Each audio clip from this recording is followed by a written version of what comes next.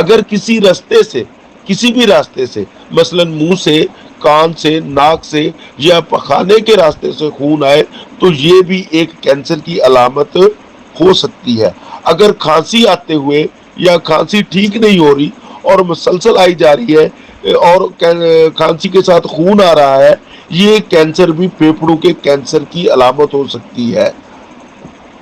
چوتھے نمبر پر اگر کسی کو مسلسل قبض رہتی ہے اور پخانے کے راستے خون آ رہا ہے تو یہ بڑی آنت کا کینسر کی علامت ہے۔ اب یہاں ایک بات اور بھی سوچنے کی ہے، سمجھنے کی ہے کہ اگر تو اس کے پخانے کے منہ سے، مقد کے منہ سے دانے نکلے ہوئے ہیں، موقع نکلے ہیں، ان سے خون کا جھڑ رہا ہے، خون آ رہا ہے، تو وہ کینسر کی علامت نہیں ہے۔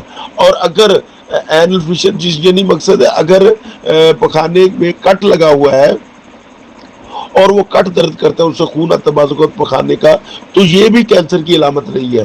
ہاں اگر پخانے کے راستے اندر سے خون آ رہا ہے تو پھر یہ ایک کینسر کی علامت ہو سکتی ہے۔ تیز کے علاج کی طرف اگر ہم ایلوپیتھی کی طرف دیکھیں، انگریزی ادویات کی طرف دیکھیں، تو ان کے پاس 4 ہتھیار ہیں کینسر کو ریموو کرنے کے، کینسر کا علاج کرنے کے۔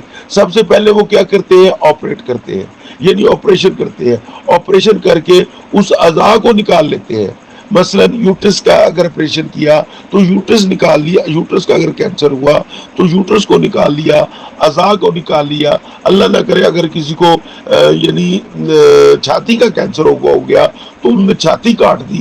اگر انہوں نے کسی ٹانگ فریکچر ہو گئی ہے، ٹانگ کا کینسر ہے تو انہوں نے ٹانگ کاٹ دی۔ اگر اس کو یعنی بڑی آنت کا کینسر ہے تو انہوں نے وہ آنت والا سسٹم علیحدہ کر کے کاٹ دیا اور پھر بیگ اور تھیلی وغیرہ لگا دی۔